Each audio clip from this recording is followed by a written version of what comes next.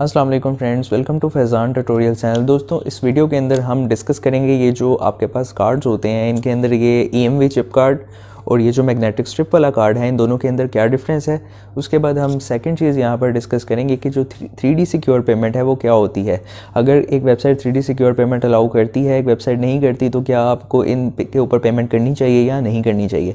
उसके बाद नेक्स्ट चीज़ हम इस वीडियो के अंदर डिस्कस करेंगे कि ऑनलाइन पेमेंट करते हुए आपको क्या क्या चीज़ें रिक्वायर्ड हैं।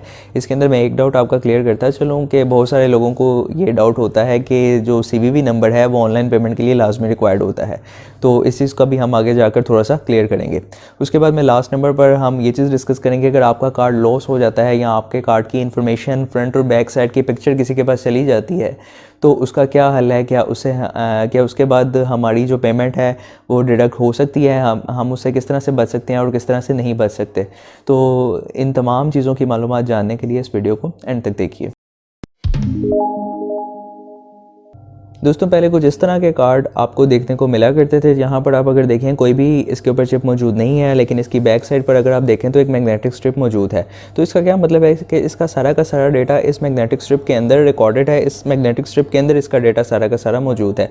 इसकी एग्जाम्पल हम कुछ इस तरह से ले सकते हैं, जैसे कि पुराने टाइम के ऊपर एक कैसेट्स होती थी और एक VCR होता था। उस VCR के अंदर जब आप कैसेट को इंसर्ट करते थे, उसके ऊपर कुछ डेटा, उसकी जो रील जिसको हम कहते थे होती थी, उसके ऊपर उसका सारा का सारा डेटा रिटर्न होता था और उसके ऊपर जो भी वीडियो या ऑडियो कुछ भी स्टोर होता था वो हमें टीवी के ऊपर दिखा देता था। बिल्कुल ये मैग्नेटिक स्ट्रिप उसी के इक्विवेलेंट है। इसके ऊपर डेटा सारा का सारा रिटर्न है और स्टोर है। अब मसला ये है कि ये जो डेटा इसके ऊपर रिटर्न होता है, ये डेटा स्टैटिक होता है। इसका मतलब ये है कि अगर ये डेटा इस डेटा का रीडर किसी को मिल जाता है, वो इसको रीड कर लेता है। रीड करने के बाद वो इसका एक क्लोन यानी कि इसकी एक कॉपी तैयार कर लेता है। तो कॉपी तैयार करने के बाद जैसे आपके पास एक कार्ड मौजूद है, सेम ऐसा ही कार्ड आपकी डिटेल्स के साथ कोई बंदा बना के आपके बिहाफ के ऊपर यूज़ भी कर सकता है। तो इस वजह से हम कहते हैं ये जो मैग्नेटिक स्ट्रिप कार्ड है ये इतने सिक्योर नहीं है, क्योंकि इसके ऊपर जो डेटा है वो स्टैटिक है। इसको कॉपी करके किसी और इसका एक क्लोन यानी कि इसका एक डुप्लीकेट कार्ड तैयार करके उसको भी यूज़ किया जा सकता है। उसके बरक्स दोस्तों, ये जो नए कार्ड हैं, जैसे कि ये मेरे पास स्टैंडर्ड चार्टर का पुराना एक कार्ड पड़ा हुआ था, तो मैंने सोचा इसी को शो कर देता हूँ। इसके ऊपर अब देखें यहाँ पर एक चिप लगी हुई है, तो इसके अंदर जो डेटा है सारा का सारा वो चिप के अंदर है। यहाँ पर ये कहना थोड़ा सा मुनासिब नहीं होगा कि डेटा चिप के अंदर है। ये बेसिकली जब आप इसको यूज़ करते हैं तो ये चिप के अंदर कोई स्टैटिक डेटा मौजूद नहीं होता। इसका जो डेटा है ये वेरी करता रहता है टाइम के साथ साथ। अगर तो इसको किसी ना किसी तरह से हैकर्स कॉपी कर भी लेते हैं, किसी ना किसी तरह से इसका डेटा वो कॉपी कर भी लेते हैं, तो हर एक ट्रांजैक्शन के टाइम पर इसका डेटा चेंज होना होता है। तो मतलब कि हैकर को इसका डेटा कॉपी करने का कोई भी फ़ायदा नहीं है। इस वजह से जो चिप कार्ड है इनको ज़्यादा सिक्योर समझा जाता है as compare to magnetic strip card. लेकिन आप देख रहे होंगे ये चिप कार्ड है, चिप कार्ड होने के साथ साथ इसके ऊपर भी एक मैग्नेटिक स्ट्रिप मौजूद है। तो दोस्तों, ये मैग्नेटिक स्ट्रिप का यहाँ पर भी नुकसान है। अब इनको चाहिए कि कार्ड्स को टोटली चिप के ऊपर शिफ्ट कर दें, ये मैग्नेटिक स्ट्रिप जो है इसको रिमूव कर दें। लेकिन ये क्यों नहीं इसको रिमूव करते? उसकी वजह ये है कि हमारे यहाँ पर बहुत सारे मर्चेंट्स ऐसे हैं जिनके पास अभी भी ये स्वाइप का सिस्टम मौजूद है। वो अभी भी ये मैग्नेटिक स्ट्रिप के थ्रू ही डेटा को रीड कर रहे हैं। इवन कि मैंने एक दो दफ़ा पेमेंट करके देखी है। एक दफ़ा एक फ्यूल स्टेशन पर पेमेंट कर रहा था, तो उसने इस तरह से कार्ड को स्वाइप किया, मतलब कि उसने ये चिप जो है उसको यूज़ करना पसंद नहीं किया। तो दोस्तों, कहने का मकसद ये है कि ये जो चिप कार्ड है ये बहुत ज़्यादा सिक्योर है इस हवाले से कि इसको कॉपी नहीं किया जा सकता। हैकर से इसके लिए बचना आसान है। लेकिन जो मैग्नेटिक स्ट्रिप कार्ड हैं इनकी जो सिक्योरिटी है वो बहुत ही कम है। तो उम्मीद है दोस्तों आपको ये मैग्नेटिक स्ट्रिप के अंदर और जो चिप कार्ड है इसके अंदर फ़र्क समझ आ गया होगा। तो यहाँ पर अब हम दूसरी चीज़ डिस्कस करते हैं कि जो 3D सिक्योर पेमेंट है वो क्या होती है। दोस्तों, आपने अगर पाकिस्तान के अंदर रहते हैं तो डिफरेंट जगहों पर पेमेंट्स की होंगी। जैसे कि अगर मैं बात करता हूँ, पाकिस्तानी बहुत फेमस वेबसाइट है दराज.pk, यहाँ पर इसके अलावा मैं बात करता हूँ ईजी पैसा के अंदर आपने कैश डिपॉजिट किया हो, जैज़ कैश, या कोई और भी अगर आपने पाकिस्तान के अंदर रहते हुए पाकिस्तानी वेबसाइट के ऊपर ही ट्रांजैक्शन की हो तो उसके ऊपर छोटा सा लिखा होता है 3D सिक्योर पेमेंट। अच्छा जी, वहाँ पर ये लिखा होगा जी 3D सिक्योर कार्ड ही यहाँ पर वर्क करेंगे। अब ये 3D सिक्योर कार्ड वर्क करने का यहाँ पर क्या मतलब है? 3D सिक्योर कार्ड आपको बेसिकली एक एक्स्ट्रा लेयर ऑफ, जिसे हम कहते हैं लेयर ऑफ सिक्योरिटी प्रोवाइड करता है। जब आप अपनी कार्ड की डिटेल सारी की सारी लिख देते हैं उसके अंदर, तो बेसिकली आपको एक OTP आपके मोबाइल फ़ोन के अंदर आता है। आपका अगर वीज़ा कार्ड है तो वीज़ा की एक स्क्रीन आपके सामने आएगी, साइड पे लिखा होगा प्रोटेक्टेड बाय वीज़ा, और एक OTP आपके मोबाइल फ़ोन के अंदर आएगा जो कि आपका उस बैंक के साथ रजिस्टर्ड होगा। वो OTP आप एंटर करेंगे, उसके बाद आपकी जो ट्रांजैक्शन है वो कंप्लीट हो जाएगी। इसी तरह से जब आप मास्टर कार्ड यूज़ करेंगे तो सेम यही प्रोसेस होगा। मास्टर कार्ड का एक लोगो आएगा और साथ में एक OTP लिखा हुआ आएगा और वहाँ लिखा होगा कि आप इतनी पेमेंट जो है वो पे करना चाहते हैं इस मर्चेंट को। आप वहाँ पर OTP लिखेंगे तो वो पेमेंट आपकी सक्सेसफुल हो जाएगी। तो ये था 3D सिक्योर पेमेंट, जो कि पाकिस्तान के अंदर ईजी पैसा, जैज़ कैश, इन सब चीज़ों में अगर आप कैश डिपॉजिट करते हैं या दराज पर पेमेंट करते हैं तो आप इस चीज़ को लाजमी देखेंगे, 3D सिक्योर पेमेंट आपको दी जाती है। अच्छा, उसके बाद बात कर लेते हैं, अक्सर बड़ी बड़ी वेबसाइट्स हैं, आपने नोट किया होगा वहाँ 3D सिक्योर पेमेंट नहीं है। मैं तो बज़ाहिर खुद ट्रांजैक्शन करता रहता हूँ और मुझे पता है कि काफ़ी वेबसाइट्स ऐसी हैं, काफ़ी बड़ी बड़ी वेबसाइट है जिनके ऊपर 3D सिक्योर पेमेंट नहीं है। जैसे कि फॉर एग्जांपल अली एक्सप्रेस एक बहुत बड़ी वेबसाइट है। अगर मैं दराज के साथ इसको कंपेयर करूँ तो दराज एक छोटी वेबसाइट है। अब अली एक्सप्रेस के ऊपर जब हम कार्ड की डिटेल सारी की सारी लिख कर एंटर करते हैं, मैं पे नाउ के ऊपर जैसे ही क्लिक करता हूँ मेरे अकाउंट से फ़ौरन से कैश डिडक्ट हो जाता है और मेरी पेमेंट सक्सेसफुल हो जाती है। मुझे वहाँ पर कोई भी OTP या कोई भी इस तरह का मैसेज नहीं होता कि आप ये पेमेंट करना चाहते हैं, या कोई ऑथेंटिकेशन मेरे से फर्दर इस चीज़ में नहीं मांगी जाती। तो दोस्तों ये यानी कि कहने का मकसद ये है कि दराज एक छोटी वेबसाइट है, वो आपको 3D सिक्योरिटी प्रोवाइड कर रही है, जबकि अली एक्सप्रेस एक बड़ी वेबसाइट है, वो नहीं प्रोवाइड कर रही। तो ये चीज़ आपके माइंड में थोड़ा सा आपको परेशान कर सकती है कि ये क्या वजह है जी, इतनी बड़ी वेबसाइट सिक्योरिटी प्रोवाइड नहीं कर रही और दराज एक छोटी वेबसाइट है वो इतनी ज़्यादा सिक्योरिटी प्रोवाइड कर रही है। तो दोस्तों चलें इस चीज़ को समझिए। जो दराज है ये चूँकि एक छोटी वेबसाइट है, अगर दराज के ऊपर कोई फ्रॉडुलेंट एक्टिविटी होती है, मतलब आपके कार्ड की डिटेल्स कोई और डालकर ट्रांजैक्शन करना चाहता है, तो दराज उसकी ज़िम्मेदारी नहीं लेता। उसकी वजह यही है कि जो दराज एक छोटी कंपनी है, अगर आपके बिहाफ पर कोई बंदा 5,000 10,000 की कोई शॉपिंग कर लेता है तो दराज कहेगा कि मैं इस चीज़ की पेमेंट की ज़िम्मेदारी नहीं लेता, ये जो कार्ड होल्डर है ये इसकी ज़िम्मेदारी है, क्योंकि OTP इसको सेंड हो रहा है। अगर ये इसने मोबाइल फ़ोन भी OTP वाला उसी बंदे को पकड़ाया हुआ है जिसके पास कार्ड है, तो ये इसकी गलती है, तो ये जो नुकसान होगा ये दराज बर्दाश्त नहीं करेगा। लेकिन अली एक्सप्रेस एक बड़ी वेबसाइट है, अगर इसके ऊपर आप कोई भी पेमेंट करते हैं, कोई फ्रॉडुलेंट एक्टिविटी हो जाती है, मतलब कि आपके कार्ड की डिटेल्स किसी के पास चली जाती हैं, वो एंटर करके आपके बिहाफ पर ट्रांजैक्शन करता है, तो जो अली एक्सप्रेस है उसके अंदर अगर आप नोट करें तो दिन के अंदर लाखों के करीब ट्रांजैक्शन होती हैं। तो एक आधी ट्रांजैक्शन अगर ये प्रूव हो जाती है कि ये फ्रॉडुलेंट हुई है, तो अली एक्सप्रेस इस बिहाफ के ऊपर आपकी जो वो फ्रॉडुलेंट एक्टिविटी है उसकी पेमेंट को भी अपने पास से देने के लिए तैयार है, क्योंकि ये बड़ी कंपनी है, इसको छोटी मोटी पेमेंट से फ़र्क नहीं पड़ता। अच्छा दोस्तों, इसके अंदर अली एक्सप्रेस को फ़ायदा क्या है, आप ये भी सोच रहे होंगे इसमें अली एक्सप्रेस को फ़ायदा क्या है। अली एक्सप्रेस को फ़ायदा ये है कि जो कस्टमर्स हैं अली एक्सप्रेस वालों के, जब आप डिटेल सारी की सारी इंटर करके ट्रांजैक्शन कंप्लीट करना चाहते हैं तो OTP का वेट करते हैं। तो बाज़ औक़ात ऐसा होता है कि OTP आपको घंटा रिसीव ही नहीं होता।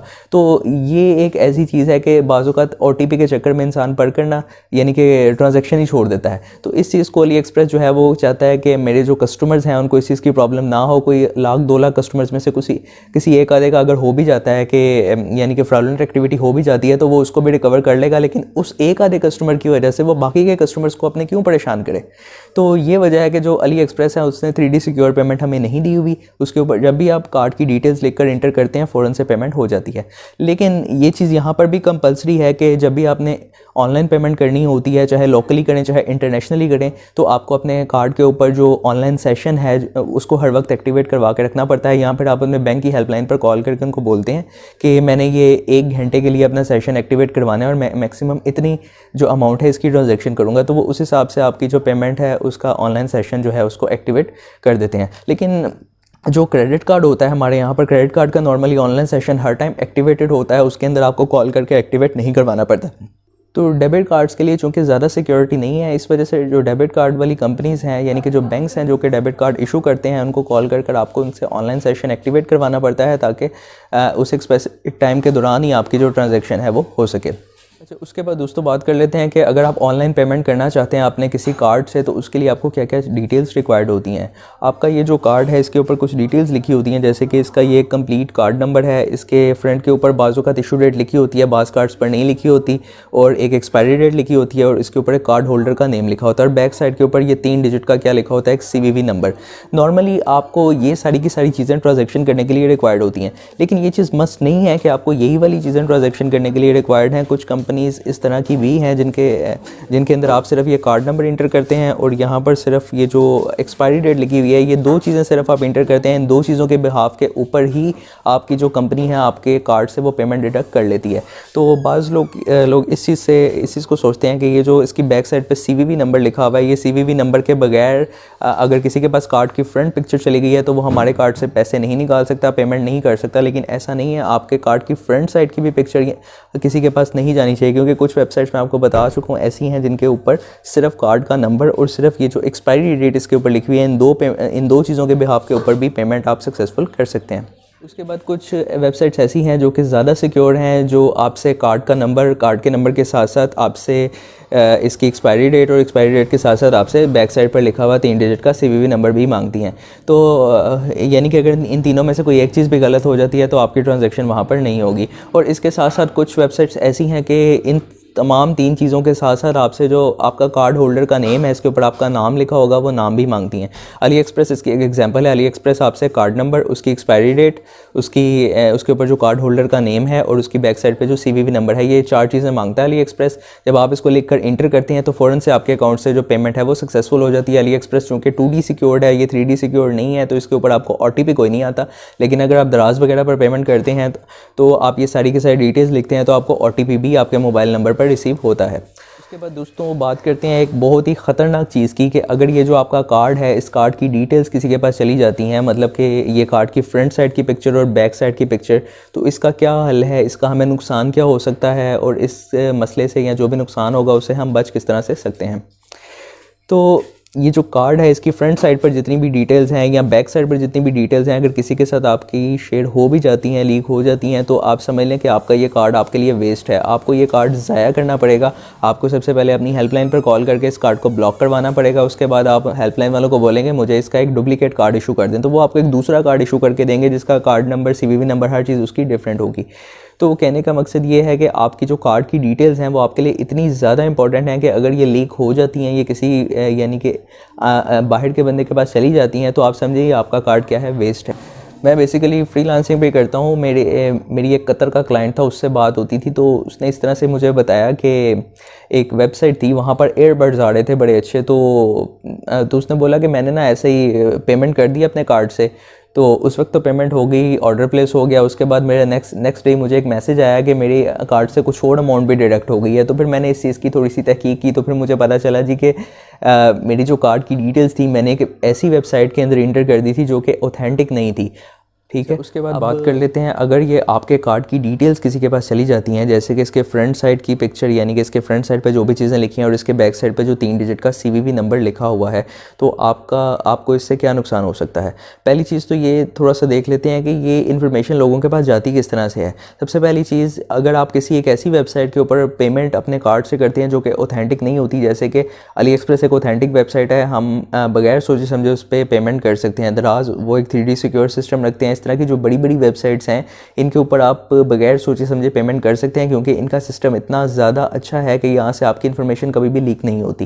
लेकिन अगर आपको एक लोकल सी वेबसाइट है, आपको फेसबुक के ऊपर कहीं पे एक ऐड नज़र आई है, जी यहाँ पर क्लिक करें, क्लिक करने के बाद आप इस तरह से ऑनलाइन पेमेंट कर दें, वहाँ पर आप ऐसे अपने कार्ड की डिटेल्स डाल देते हैं, तो फिर इसका नुकसान आपको ये हो सकता है कि जैसे ही आप कार्ड की डिटेल्स डालेंगे, उस बंदे के पास आपकी सारी की सारी कार्ड की डिटेल्स चली जाती हैं। तो जब उस बंदे के पास आपके कार्ड की सारी डिटेल्स चली गई, तो वो आपके बिहाफ के ऊपर किसी भी ऑनलाइन पेमेंट की वेबसाइट है, उसके अंदर सारी की सारी आपकी कार्ड की डिटेल्स लिखकर आपके बिहाफ के ऊपर पेमेंट कर सकता है, और उसका रिफ़ंड नॉर्मली जो है, ज़्यादातर जो देखा गया है, नहीं मिलता।